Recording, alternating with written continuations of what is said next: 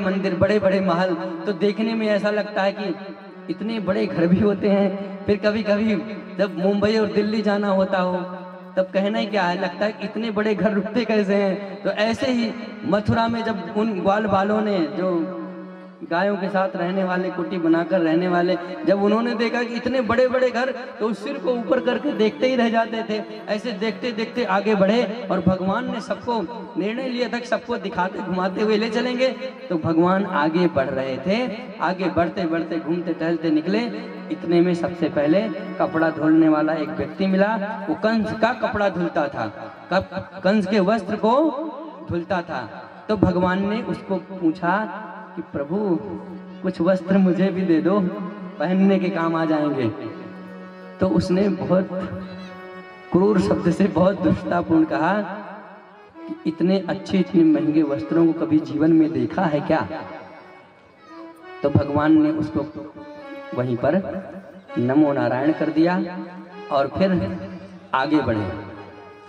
आगे बढ़े तो कपड़े अगर कंस के, वो पूरा जैसे रामलीला में कपड़े होते हैं, कुर्ता पहनो तो एक्स्ट्रा भी थोड़ा पीछे लगा होता है, वो थोड़ा लटकता रहता है। अब वो राजा महाराजा वैसे कपड़ा पहनते थे। वो 5-6 साल का लड़का, सभी 5-6 साल के ग्वाल बाल।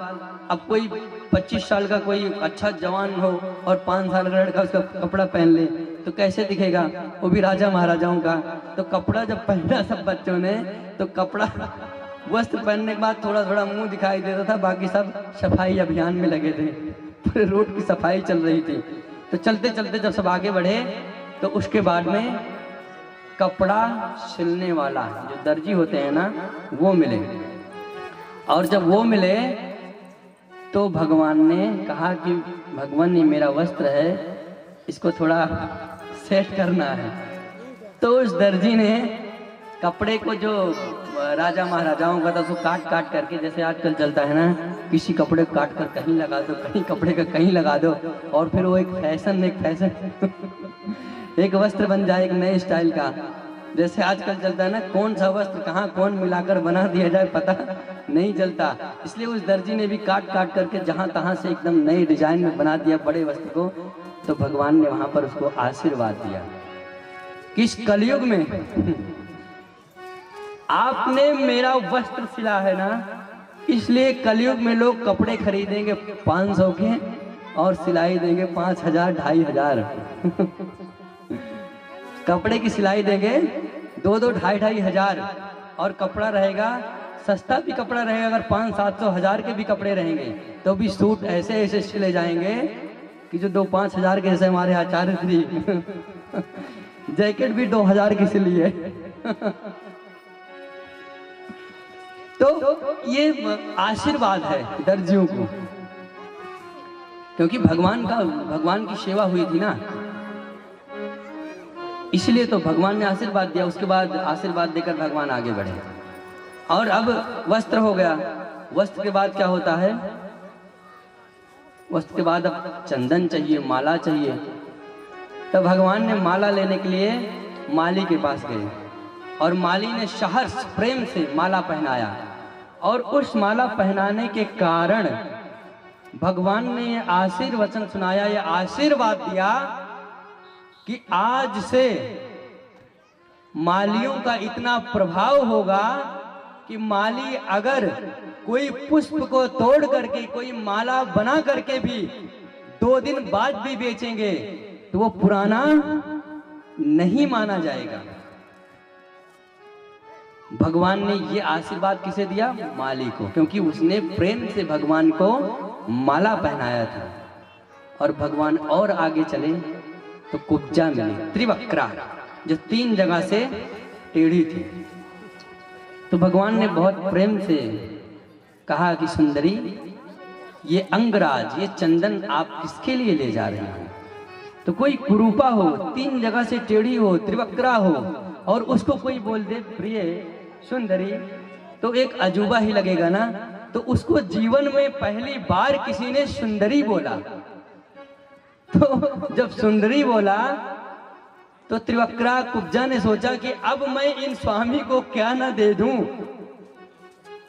तो त्रिवक्रा ने, कुब्जा ने बहुत सुंदर प्रेम के वशीभूत होकर के उस अंगराज को भगवान को लगा दिया और ऊपर से ये कहा कि भगवान आप मुझे त्रिवक्रा, मैं त्रिवक्रा हूँ, कुब्जा हूँ, पर आपने परम सुंदरी मुझे बोल दिया, इसलिए आपने उपहास तो उड़ाया पर आपने बोला तो, पर भगवान ने कहा मैं बोला हूँ तो मैं करने में सामर्थ्यवान भी हूँ और मैं करता भी हूँ। तो भगवान ने पाँव में लगाया, पाँव थोड़ा सा पाँव से पाँव को दबाया और 3 जगह से टेढ़ी है इसलिए यहाँ पे थोड़ा लगाया हाथ और भगवान ने थोड़ा सा खींच दिया, तो जो बीच में जो इधर उधर था वो थोड़ा सीधा हो गया और सीधा हो गया तो सच में त्रिवक्रा जो थी, जो कुब्जा थी, वो परम सुंदरी हो गई।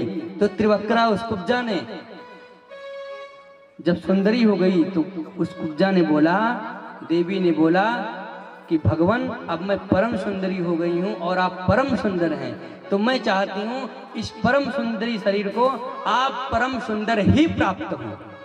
तो भगवान ने कहा ये यथा माम प्रपद्यन्ते तांस तथैव भजाम्य हम, जो मुझे जैसा भजता है उसको मैं वैसे भजता हूँ, इसलिए तुम मुझे परम सुंदर के रूप में चाहती हो ना, तो मैं वो आपको प्राप्त होऊंगा, लेकिन अभी लक्ष्य कोई और है, अभी मैं कहीं और जा रहा हूँ, इस कार्य की सिद्धि के बाद मैं आपको वो अवसर भी प्रदान करूंगा। तो भगवान आगे बढ़े और इधर कंस की तैयारी चल रही है, भगवान आगे बढ़ते जा रहे हैं। कंस की तैयारी क्या है? कंस ने ब्राह्मणों को बुलाया, कंस ने आचार्यों को बुलाया और सबको बुलाकर धमकाया कि ऐसा कोई अनुष्ठान, ऐसा कोई यज्ञ बताओ जिससे भगवान श्री कृष्ण की मृत्यु हो सके और हमारे लोग उनको मार सकें। तो आचार्य, भगवान का आशीर्वाद होता है, आचार्यों ने सोचा अगर मैं इसका काम नहीं किया तो भगवान तो मरे ना मरे अलग की बात है, भगवान तो मरते नहीं, पर ये मुझे जरूर मार देगा। तो उन ब्राह्मणों ने कहा 5 दिवसीय एक यज्ञात्मक अनुष्ठान है, उसको करने से कृष्ण की मृत्यु हो सकती है, लेकिन शर्त यह रहेगा कि बीच में खंडित ना हो कार्यक्रम। अब ब्राह्मणों ने सोचा अगर वो सच में भगवान हैं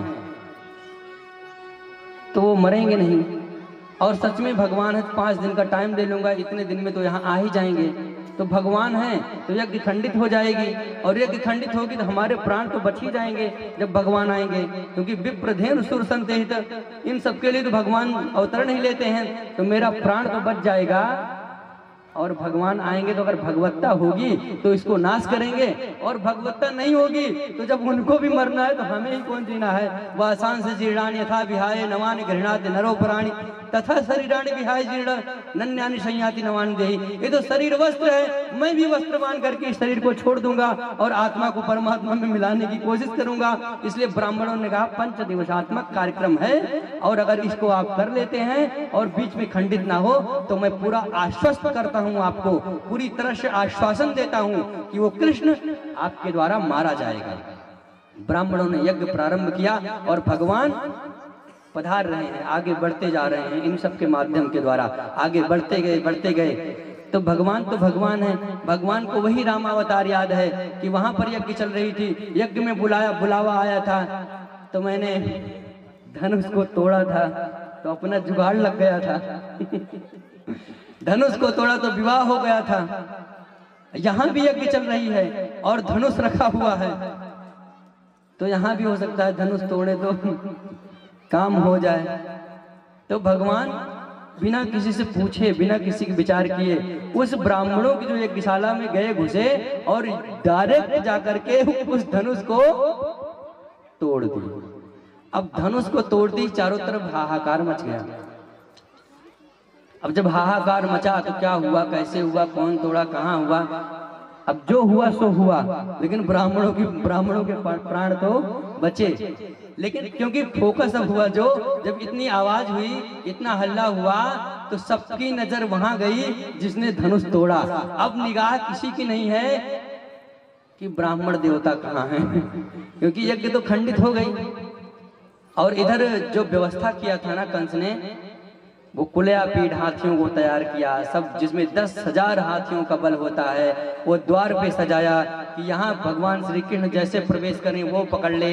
इन सब मतलब ये रास्ते देखो, अगर वो ये कंस को भी मालूम था कि भगवान श्री कृष्ण भगवान हैं, लेकिन अहंकार के वशीभूत होकर वो मानने को तैयार नहीं हो रहा था। और अगर क्योंकि अगर उसको ये ना पता होता कि भगवान कृष्णस्तु भगवान स्वयं, भगवान कृष्ण साक्षात भगवान हैं, तो एक बच्चे को 5-6 साल का बालक उसको मारने के लिए इतना सिस्टम क्यों भिड़ाया जाता कि 10,000 हाथी का बल हो, उसको खड़ा करो, फिर अंदर में मुष्टिक चाणूर ऐसे जैसे जो धुरंधर हों उनको पहलवानी के लिए खड़ा करो।